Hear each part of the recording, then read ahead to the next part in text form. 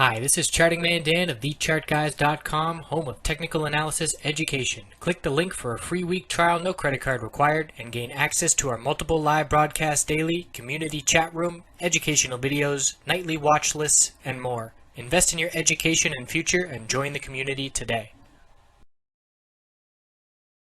Looking at the biotech sector, daily, weekly time frames, starting with XBI. So in my opinion, the past 5 weeks has been the election being factored in and priced into the charts because the Democrats have the biotech sector in their crosshairs. We see that with the tweets and the reaction of the companies to the tweets.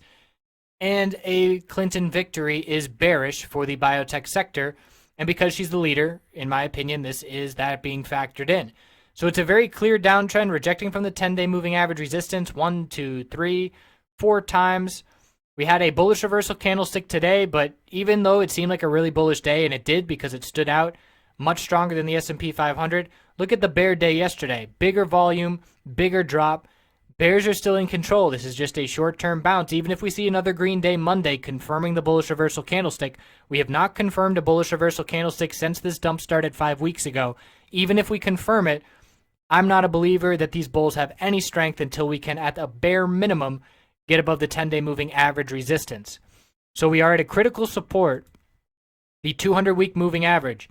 And we've been covering this biotech sector all of 2016, and we have seen this pattern play out many times. We have dipped below the 200-week, but we have not closed below it in our last 1, 2, 3, 4, 5, 6, 7, 8, 9, 10, now 11 attempts. This is the level to be watching for the S&P 500 biotechs. It is not a bullish reversal candlestick on the weekly.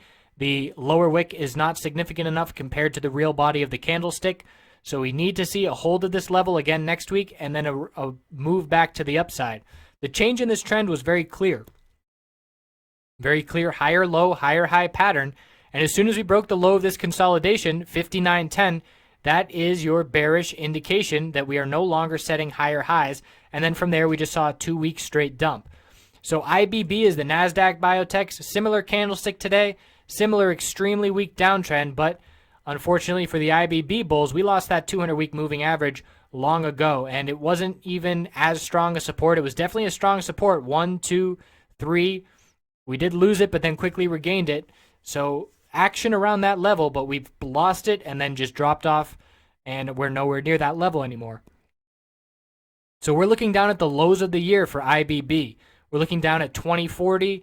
2039 as the base of support built at the low of the year, and there's not much support before we encounter that area. We're bouncing off the lower Bollinger Band right now, but that's going to continue descending to the downside, and the IBB has stood out in 2016, if you've been watching these videos, as a clear, more bearish play than XBI, because we formed lower highs and lower lows back here April, May, June, whereas XBI was still forming higher lows and higher highs in that same time period.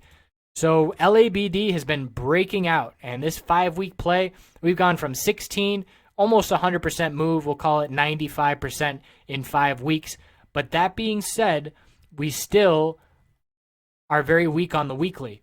We did break one of the lower highs, but we would have to get above essentially $45 to make any significant dent in this trend.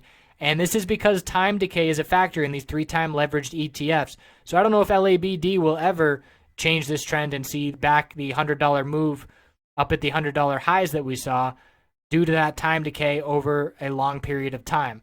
So the 10-week or the 10-day moving average support needs to hold. We have bounced off of that level now 3, 6, 8 times on the way up. So we know if we lose the 10-day moving average support for LABD, that is an indication that you can flip to LABU or some other bullish biotech names. And that's the same thing with the 10-day moving average resistance that I just highlighted first thing. So the election is coming. If Donald Trump were to win, I would expect a rapid spike in the biotech sector. And that's again because I believe this is pricing in a Clinton victory. So there are plenty of plays to make based on the election and the results. And that would be one of them. If it were a surprise win for Trump, play the biotech sector bullish. If not, I think a lot of the bearish action is factored in. We might see one last move to the downside before some recovery from oversold conditions. But like I said, the last 5 weeks, a lot of that's being priced in.